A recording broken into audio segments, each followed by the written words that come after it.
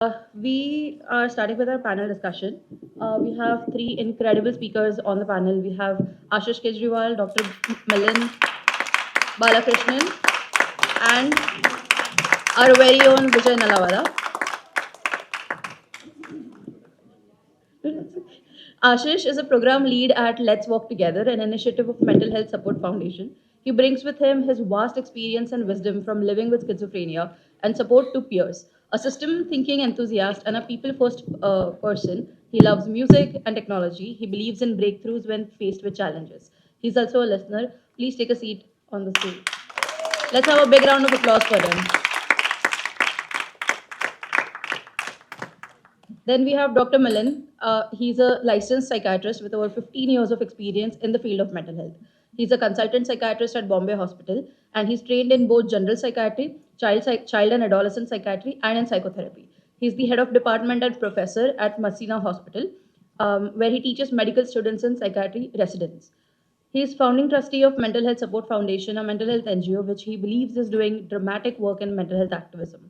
He is also ex-secretary of Bombay Psychiatric Society, member of Indian Psychiatric Society, and committee member of the Digital Mental Health Committee of Indian Psychiatric Society. We welcome Dr. Milan to the conversation. Then we have Vijay Nallawala. He's an author. He has lived a lived experience advocate and a community builder. Vijay is the founder of Bipolar India and co-founder and managing trustee of Mental Health Support Foundation. His work involves rehabilitation and disability inclusion through the program that he co-founded, Let's Walk Together. He has been featured on numerous webinars, podcasts, and in print media. He has been a presenter at international conferences and symposia on mental health and disability rights. An entrepreneur prior to this for several decades, he's on the advisory board of noted NGOs in social impact space and on the steering council of IMHA, which is the Indian Mental Health Alliance. He is currently associated with several research projects. So let's have a big round of applause for all three of them. Over to you, Vijay.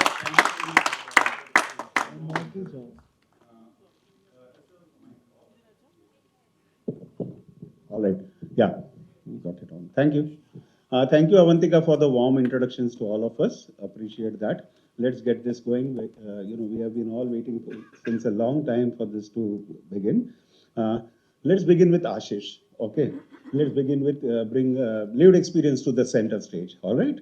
Yeah. Ashish, could you describe what was the experience of struggling with schizophrenia? How did you make sense of what was happening to you? I think that's a very difficult question. Making sense of schizophrenia, at least it seemed like an impossible task back then when it all began. And the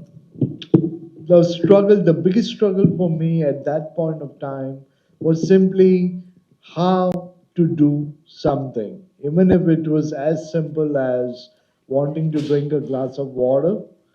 I would forget I want to drink glass of water because the voices would be pulling me in all directions.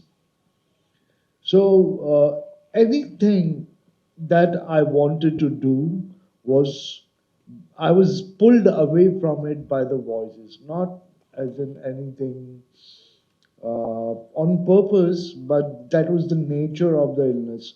There were voices going on continuously from all directions. That was the biggest struggle, and how I made sense of it.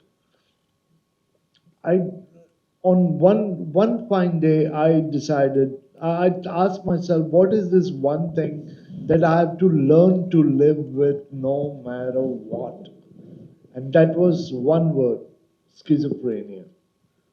And what I did was, I started taking 1 hour aside, sit down, and I looked absolutely ridiculous, sitting down and listening to my voices as if they were little children, spoiled children. And I started active listening with the voices. I know my psychiatrist told me, don't do all this, take your pill, exercise, get on with life. I told him no.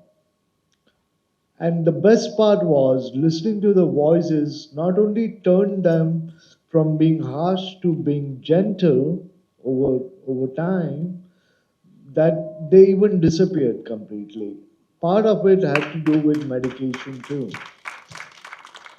But the heart of it was that. And this helped me a lot getting back to work also.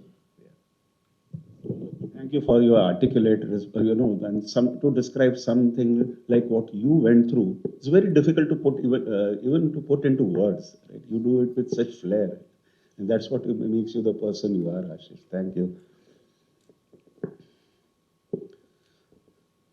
Doctor. When it comes to bipolar disorder, as a clinician, what are the biggest challenges that you encounter when in treating your client? All right. Right. Before I answer that one, I just want to focus on what Ashish was saying, right? That each illness is such a unique journey, Yeah. and to say that what works for one will work for the other is almost sort of impossible to predict. So that's why I think there's a lot of need to for once when people start understanding their illness better, then they're able to find what works for them and what doesn't work for them, and that can be very effective when sort of work with the therapist or the doctor and sort of working out what works specifically for you. It doesn't mean that what literature says would apply to you. Sure. Thank you. Right. So from that perspective of what are the challenges in bipolar disorder, right? The biggest challenge is, of course, um, the time taken from onset of symptoms to onset of care. I think that is the major challenge, and of course, that will change when we are able to raise more awareness and get more and more people to identify illnesses early. That's when we can sort of make that happen. But again, with that, the delay is also because of unavailability of care, is also because of not knowing where to seek care. So there are these sort of multiple things that need to be worked on and needs to be a part of policy, as well as what the government also needs to work on. And those are things that we hope that with the MHCA and the SMHs, MHRBs, we'll be able to the whole policy and the system will change and become more effective. Um, Second issue would be, I think, the most prominent issue and the most relevant issue is the illness, its intensity, the treatment, and its side effects, and trying to find a balance between all of these. I think that's the biggest struggle overall, because you always find that you're trying now between choosing between side effects versus effectiveness. We're always sort of choosing um, the best case that's fitting for that person, and that's often a big struggle. And then, of course, there are certain side effects that may be unacceptable for the individual. Then we still need to sort of tweak things around and work on things, and that can be also a cause for the third biggest problem, which is non-adherence. So medications being missed, medications not being taken for fear of side effects, or because they feel that the effects are not as good as they would like it to be. And the other issue, of course, being complacency that sets in when there is some stability. That, and since this is not a continuous disorder and tends to be episodic in nature, so there will be times when you're feeling perfectly okay, and then but you're still on medication, and the medications, like I would tell patients, is preventive. The purpose of the medication now is to prevent future episodes. So that is, I think, adherence and sticking to treatment is obviously the other big challenge. Uh, this resonated a lot, Doctor. My own journey has been, I think you're very much aware about it.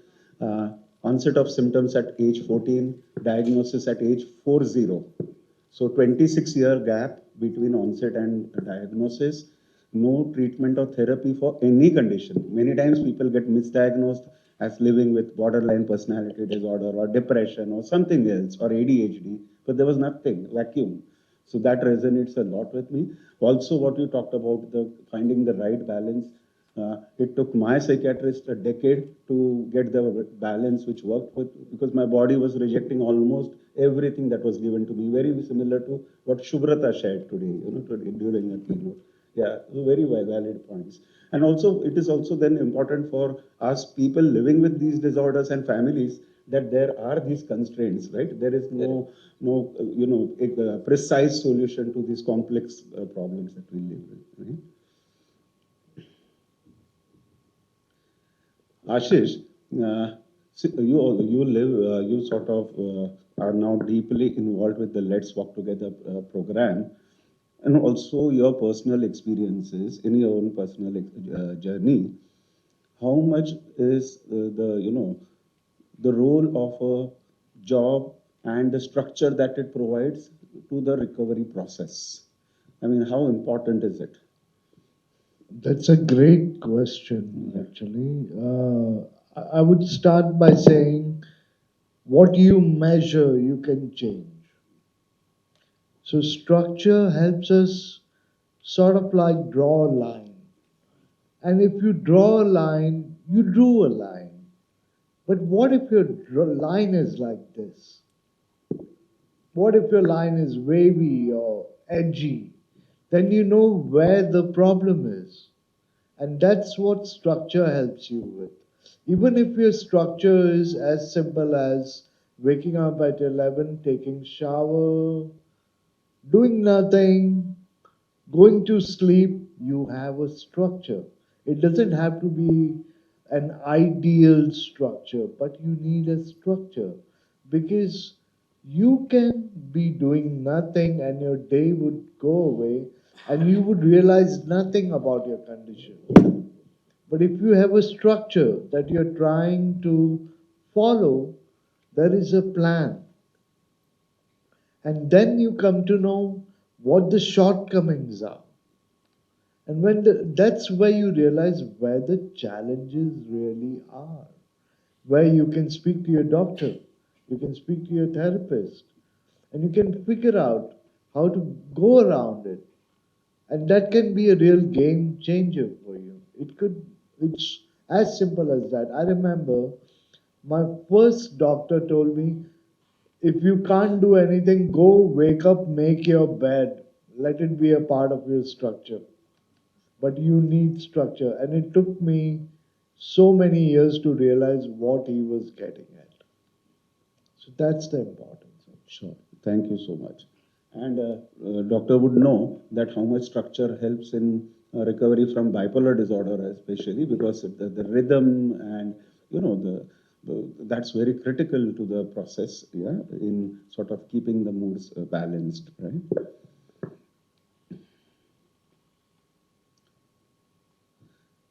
AI, something that is a buzzword today, doctor.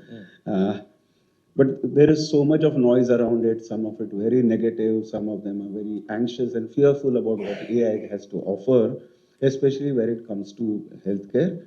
But if you see it from a broader perspective, how do you see it? As an enabler, a threat, or a threat given the complexities around mental health, especially? So because when you talk about healthcare, that is a very broad theme, but mental health is such an abstract, sort of theme. What can AI offer to us? I think AI is something, of course, that is very exciting and interesting, and something that I share a lot of enthusiasm about. Hence, I would certainly say that it's going to be enabler because of the simple fact that I think if we look at it this way, if we say we stay skeptical and sort of do nothing about it, then someone else is going to build something for you and thrust it on you, and you will end up having to use it, which is going to happen eventually. But I think it's important for clinicians, for people with lived experience to be part of that journey of creation of effective, uh, let's call them helpful systems that we could build, because I think there can be a lot of systems that can be built in terms of wearables, all of the data that's available. When you record, when, for example, in bipolar disorder, I think there is already work on it, of course, that wearables will help identify the increase in movement, the increase in voice modulation, the increase in the pace of speech, etc. All of that can be identified early, and we could also pick up episodes much early with the help of technology. So there's no, I don't think we should throw technology out, but of course, like you're saying, with mental health and what AI aims to be is to be as close to the human brain as possible. And of course, we don't know the brain well enough to be able to understand what AI will be like. So I think, but at the same time, this is something that will build, and probably we may look uh, to AI being like the brain, and mental health being like the last, uh, uh, what do you call it? The last frontier. Exactly, that's what I was looking for. So if you're looking at space is the last frontier. Here you can look at the brain as the last frontier, because that's when AI will have achieved what it intends to be. So, but I think, like I said again, let's be skeptical, but also be part of the journey. And also the data privacy and confidentiality issues, invasion of privacy, ethics. I think ethics is the biggest concern. Which is a fact for Yeah. Right? all AI Yeah. and all technology at the moment. But of course, there are a lot of guidelines. There are specific guidelines for maintenance of data privacy, which, if followed, I think will prevent these mishaps. But of course, we'll have to be skeptical too. Sure. Yeah.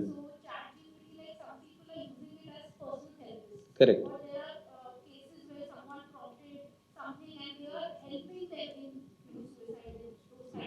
Correct.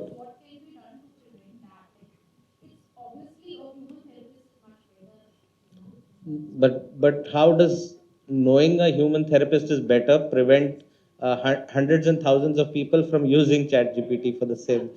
So there's no way we can prevent it 100%. So that's where even all these LLMs, as they would be called, large language models, ChatGPT, Claude, all of these are looking to create a little more robust uh, work in terms of mental health, in terms of suicide. So you may this may have happened at X point of time, but since then, now it will never happen, because they would have trained the LLM enough to prevent that from happening. So that is something that will evolve. But like you said, a human therapist may still be better. But look at people who may be seeking help in the middle of the night. They will still end up going to an LLM, and there's no way to stop that. So I don't think we should, like I was saying, we shouldn't throw it away. We should see if that can be can supplement the work that's happening. Also, it's a, there is research to back that the young prefer to prefer these anonymized kind of approaches which these LLMs offer. But right? as there is more and more use, I think everybody will go to that. So They a won't. person might hesitate going to a therapist because of the stigma or whatever, the barriers that a person faces. So the accessibility does increase accessibility, which is a key gap in mental health care, right?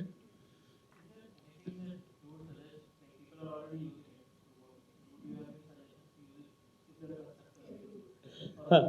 No, so being aware that, of course, that they may not be perfect, and for example, people are using sort of very appropriate prompts. They're sort of trying to train the model to also be work like a therapist from a certain, for example, from a CBT model or from an REBT model. And hopefully also there is also work on creating models that are tailor made to mental health, and that will also build.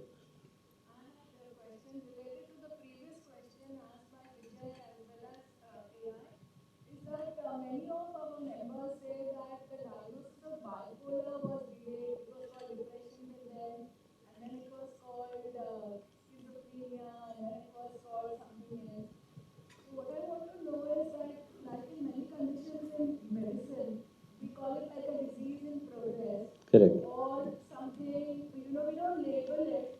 So is it possible that that can be done? Because a lot of people are mislabeled rather than, so people are angry that they are mislabeled and mistreated. That is my first question. Hmm. And the part of AI is that can then AI help us to diagnose, early in the disease that this depression is actually psychotic depression, or this depression is something bipolar, or this is just, unipolar depression. So Correct. is it No, possible? so I think I'll take the second part first, which is that diagnosing based on AI may be again difficult because you get what you give the machine, right? So what you tell the machine is what the machine may itself also try to ask more questions or prompts accordingly if it is trained in that way, but it depends on how the information is given, which is, and like you were asking about disorders, now we know over a period of time that, for example, schizophrenia, bipolar are also on a sort of spectrum, right? So we are looking at depression, schizophrenia, bipolar all being on a spectrum, and we are looking at a cluster of diseases that's have similar symptoms. Some may have predominantly one type of symptom at one time, and they may also, like you're saying, be a work in progress, that things will evolve. And when you see a child very young, you may see very different symptoms. When you see the same illness over a period of time, the symptoms may change. Uh, Hence, your question about now whether to, again, diagnosis per se is when we look at a cluster of symptoms and put it into a certain diagnostic criteria we're trying to fit into and say, okay, this is the diagnosis.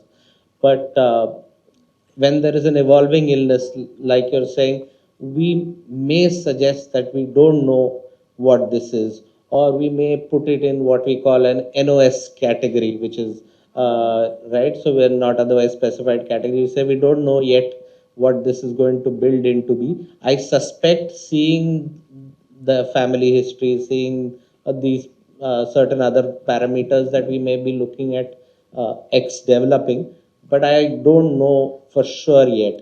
So I think that is something that can be done, but I think also at the same time, patients have a expectation of being given a label, because somewhere a label gives some freedom to, and creates, it may create stigma, but it may also create some freedom, because you now are able to say that my all these things that I'm facing is because of this X illness.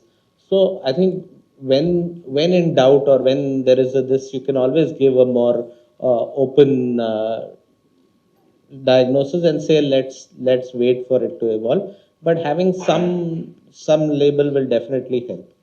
You want to add something?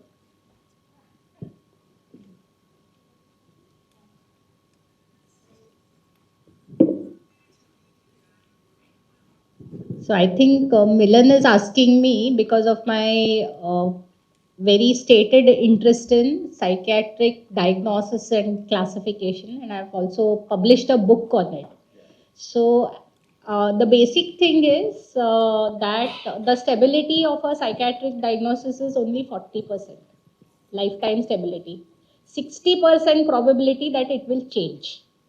Okay, especially with bipolar disorder, the initial episodes are pure depression, which are no different from unipolar depression. Therefore, When a psychiatrist examines, there is no way to know that this is a bipolar depression or a unipolar depression.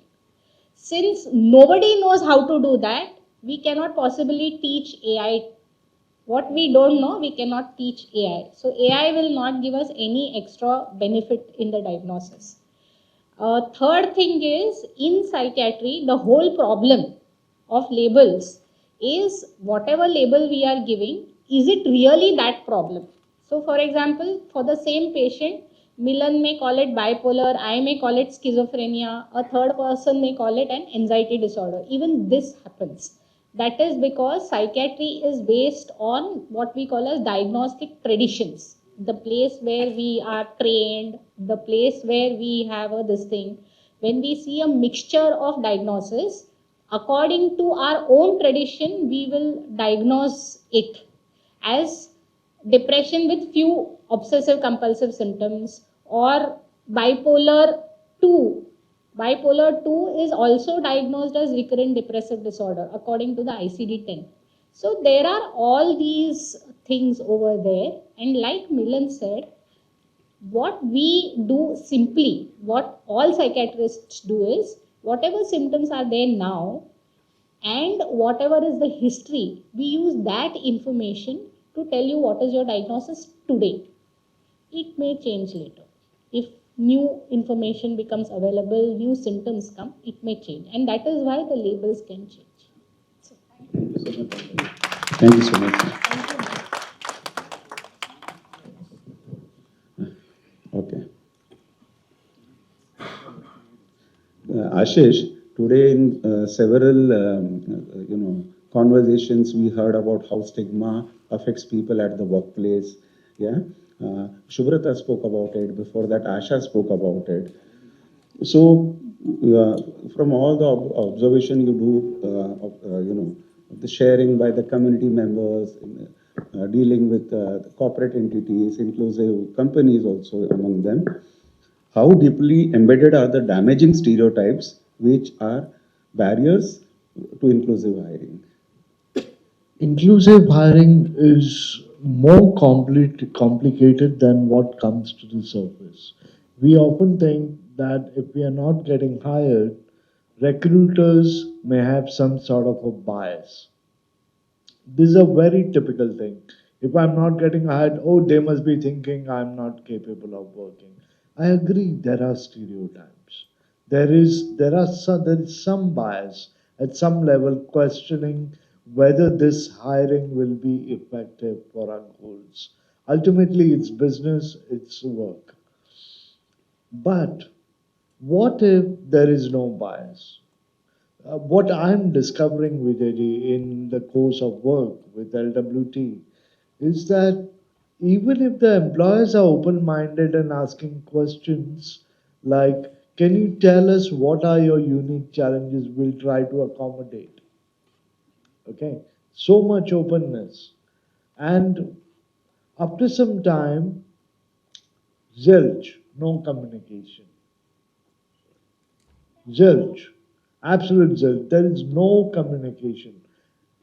Sometimes I feel the challenge is that we are charting towards or we are moving in an uncharted territory where we don't know what to anticipate.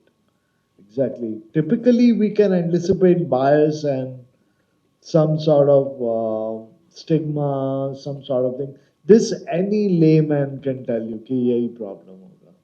लेकिन when you're doing something which is extraordinary, which has not happened very often or is rare to happen, everybody is learning. Everybody is wondering, अब क्या होगा?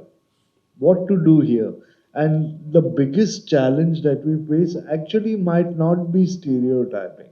Stereotyping is easy to handle because we can talk, we can have a dialogue. But how do you deal with fear?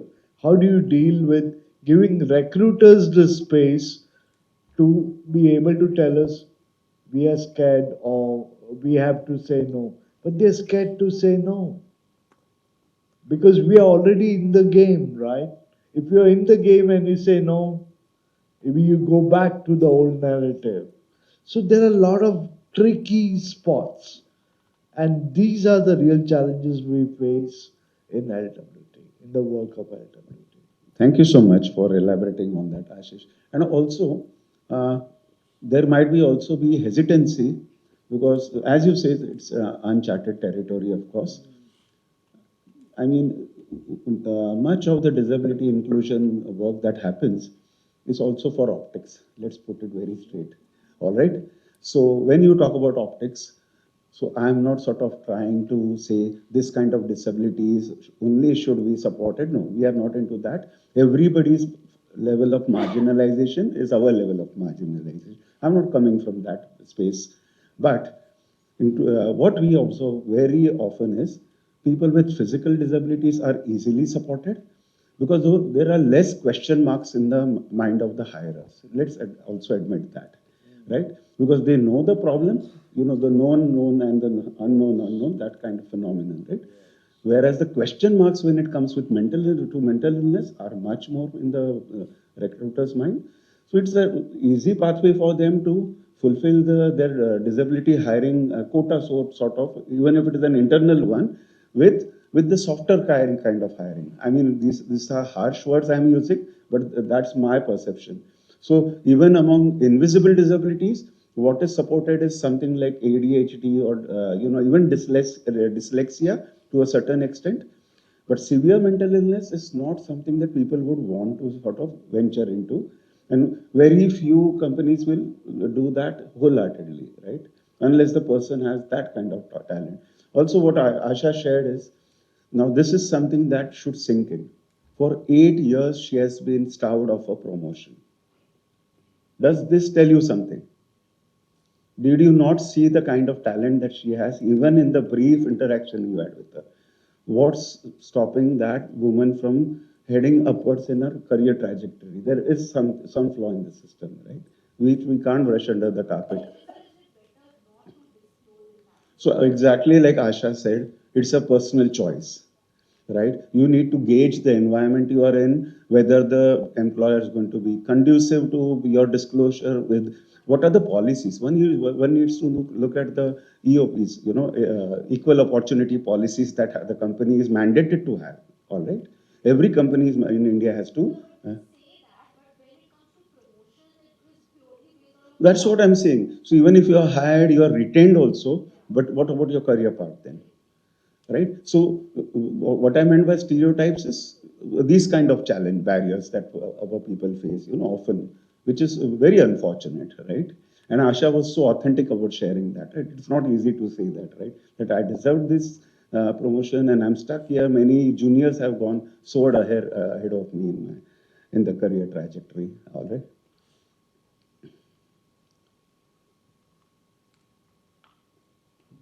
Labor laws have to evolve. There has to be that sense of inclusiveness and transparency, and that means the company has not evolved and the policies have not evolved to take care of such situations. I'll tell you, we have amazing laws in place. The Mental Health Care Act, the Rights with Persons with Disability Act, the Disability Rules 2017, everything is there in place. It's about implementation and whether the company is doing it with heart or is it just to follow with what is the needed compliance. That's the difference. All right. Yeah. Doesn't take care of mental illness. For physical disability, they are giving lifelong. They are giving. Exactly. For mental illness, they say you are 25 means you are no more dependent. Just yesterday, somebody shared he's got a certificate for only 1 year. 50% disability, but a certificate for only 1 year.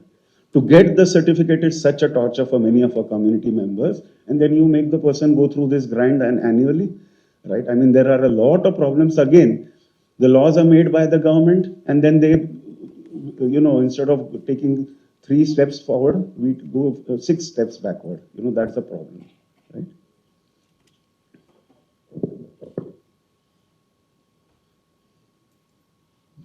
Many of our community members, especially the young ones, live with this constant apprehension that they will be saddled with medication through their life journeys, which might be factual also, right? Yeah. Uh, so we know for severe conditions like bipolar disorder, schizophrenia, this might be a necessity even if it is on maintenance dosage, right, doctor? What I say to them is there could be hope in technological breakthroughs. There might be new molecules discovered, understanding the brain's functioning better, right? Do you see any promise, especially with somebody who's got maybe 50, 60 years of their life journey ahead of them? Can we even foresee what the future has in store for us? That we feel so despondent about being stuck with that lifelong medication, that tag or burden around the neck. No, there certainly is hope in terms of more precision medicine where there is more work on pharmacogenomics, where we'd be able to soon or in the not too long future be able to identify which drugs would suit a person or an individual better, what drug would likely have lesser side effects in a particular individual. And those some of those pharmacogenomic tests are already of course available, but I think there's still a lot of things need to evolve to become more practically usable through clinical practice. Also, like you were talking about it, of course, there will be more medications that are evolving. There are medications that are evolving as well as a better understanding of uh, how we can typify certain symptoms to be part of certain neurocircuitry. All of that is something that is certainly building and evolving with research. So there is definitely hope, and there is definitely likelihood that things will get better and better in the future. Everything is now boiling down to making a genetic diagnosis. So, are there any genetic diagnoses for the various mental disorders? Hmm. So like we said currently that there are only genetic work specifically around medication pharmacogenomics, but in terms of genetic diagnosis yet, uh, since we're struggling in terms of also being able to identify diagnosis as uh, like we were talking about the stability of diagnosis over a period of time. So then that identification itself is hard to do. So genetic diagnosis is still at the anvil, and of course, to be able to achieve that on a day-to-day clinical scale is going to take a couple of years. But hopefully, as things progress, and we know technology progresses at a speed that we can't imagine. So, what may happen, we think may happen in 20 years, may actually happen in 5 years' time or 10 years' time. And I think even you had said last year that even if you have the gene doesn't mean you have the disease because Disease, absolutely. epigenetics matter. Yes. So, and also because with most mental illnesses, we are looking at multiple genes and we're not able to delineate singular genes, or if we can have a singular gene pattern, then we can, of course, make things much easier. I recall what you had said that last year. Excuse me.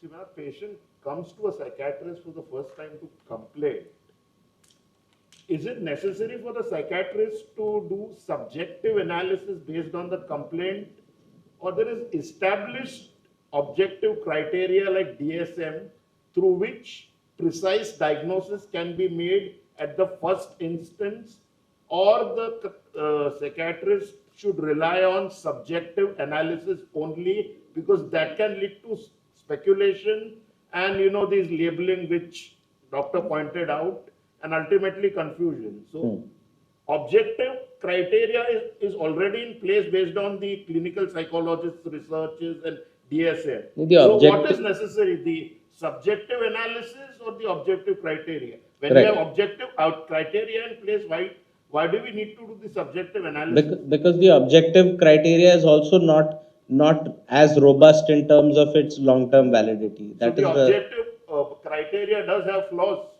No, the objective criteria doesn't have the flaws. The disease can evolve and change where it may not fit into the same criteria at each point of time. That is the concern. The concern is not that the criteria are not available to us. So that the was fact also is discussed earlier. that the criteria may, the person may fit into X criteria today. When I see the person again after 6 months or a year, he or she may shift to a slightly different criteria, and that's possible.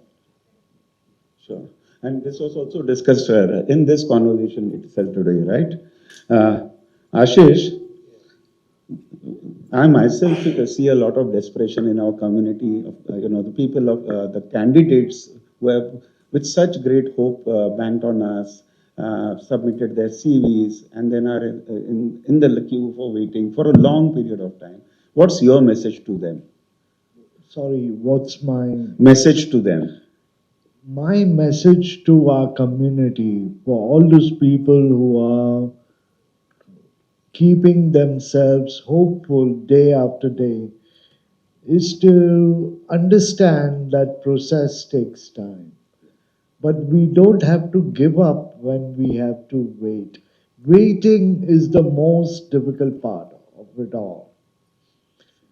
So, my only message to them is be hopeful and find a way to keep your bar up there. And if your bar is falling down with time कि ये तो ऐसा ही होता है job कभी नहीं मिलेगा, you see, if you lose hope, it's not going to work out when the opportunities come your way. You have to be ready when the opportunity comes your way, and you need to keep yourself at par. So you have to discover ways to keep that bar up for yourself. I know it's tough. I know the mind needs time. It cannot go on forever without any proof, but that's the challenge. Thank you so much. I hope you people will be able to hang in there, right? Believe in your, what's destined for you, right? And the team is there to support you. Yeah, Netra. So there are many people here who must have shared that genetically they are having bipolar or depression. So we can't hear her. No, no. Genetically, they have bipolar or depression. But if I want to prevent it, is there any way possible? Because till now, whatever I also know, अभी तक तो मुझे नहीं लग रहा है कि it has happened. So, No. is there any new research, study, technology that it can be prevented? No, there's no perfect way to prevent it, but being aware and knowing that there is a history of illness will help you, of course, pick up symptoms early if required. Again, not necessary that genetic percentages, like we know, is not 100%, right? We look at mostly from a range of 10 to 30 to 40% for the illness being passed on based on uh, parents or other family members having the illness. So there is, all that can be done is, of course, taking care of all the prophylactic measures that all of us take, right? Which is sleeping on time, waking up on time, taking care of the circadian rhythms, having a good routine, leading a safe life, not exposing yourself to risk factors like substances that could trigger the illness. So those are the preventive methods that we can use and will most likely be effective. But still, of course, they cannot give you 100% protection from the illness. There is still a small chance that the illness may appear. Sure. Thank you so much. So can we just continue with this? Very sorry. So doctor, you are around for a few minutes after the, yeah? Can we take the, because I've already been, Anjali's angrily pointing out that 5-minute car remaining. Show it to the audience also, because I am cheating. All right. Yeah, right. So we are running short of time. We had promised that we would stick to the schedule. I think we have taken in quite a few interesting questions and very relevant and important ones. But doctors will be around for any query that you want to address to him. That's not a problem, right? Dr. Milan, You have always said that, I remember you have said it in public domain, that mental health cannot be left only to the clinicians, right?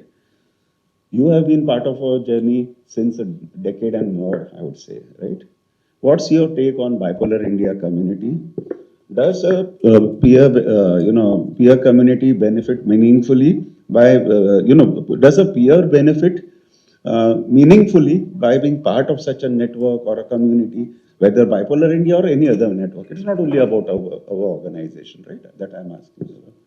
I don't think I need to answer this question because I think the audience will answer that question because they know the value of of the peer community.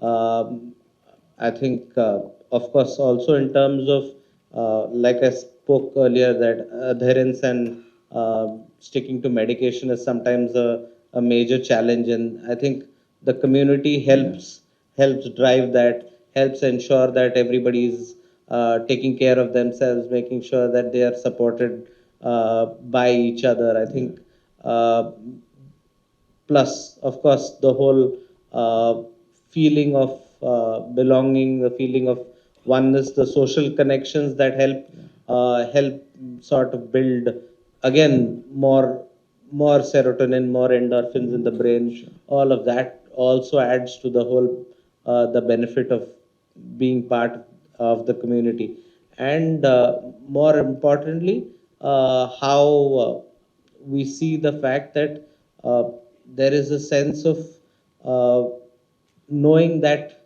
one, you're not alone. Yeah. Two, that there is, if there is struggle, someone will help out, and that's something that the community has shown time and again wherever and even an individual has been in difficulty, trouble, in terms of seeking treatment, getting treatment, or just the family caregiver being supported. I think all of that is something that the community definitely does provide. I think one thing that we have not been able to do is put it to test through data. Yeah. I think that's something that we've certainly should do at some point this year. That Completely agree. we should test it with data. That are we is the community serving the purpose it's we are saying it's serving. So definitely, I think in terms of uh, there being cure, but the care is provided for by the community, and I think that's something that's very powerful. And a last question to both of you, a one-liner. Anjali, you can keep waving that 5 minute kasai. Okay. Yeah. I'm getting the hint. so, last one-liner question. Okay. We talk about all about the causes of illness, the biomedical aspect, yeah, the brain, psychosocial support. But I have seen incredible stories in our community, right? What about the human beings' resourcefulness, ability to transcend all these challenges, irrespective of whatever we might talk about the gaps in the system, in the treatment, what's available as treatment, all of those aspects. What about the individual's ability to develop resilience, outshine all the challenges and the rise like a phoenix, right? As we say, probably. Right? So I think that's something that I see in clinical practice a lot. Yeah. Where, for example, I know that when I'm treating a particular patient and knowing generally history and similar kind of cases, I would expect the trajectory of the illness to be in this direction, and you end up finding someone surprise you completely, that, and you almost have to wonder that what's this person doing differently, or what's happening with this person, or is his or her makeup different, a genetic makeup different, that they sort of improve much faster than you expect them to.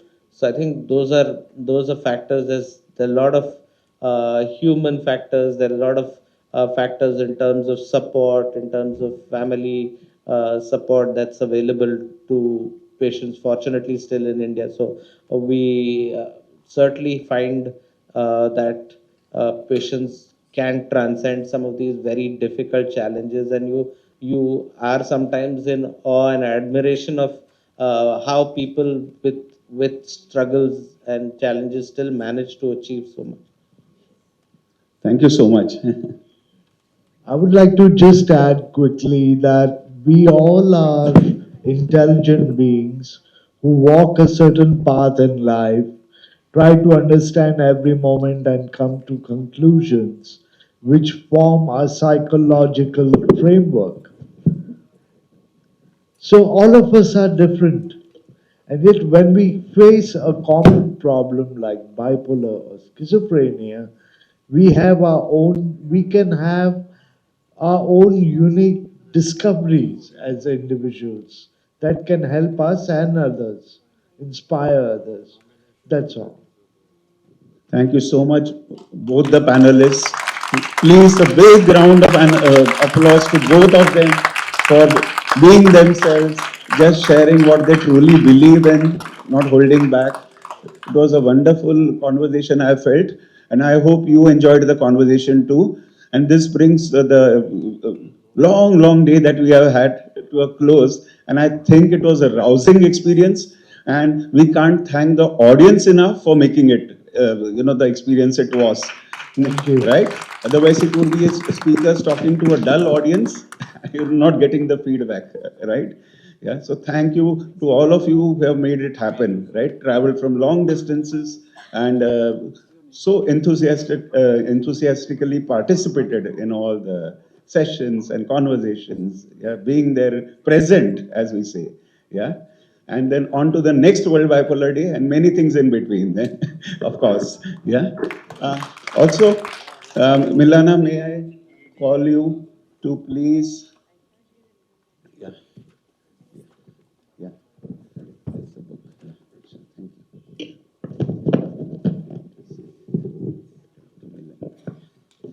Yeah. To Dr. Yeah.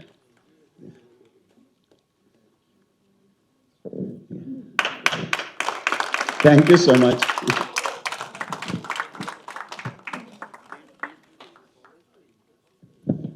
And Dr. Milan, you can do the likewise to Ashish. I'll hold this one. Yeah. Yeah, yeah.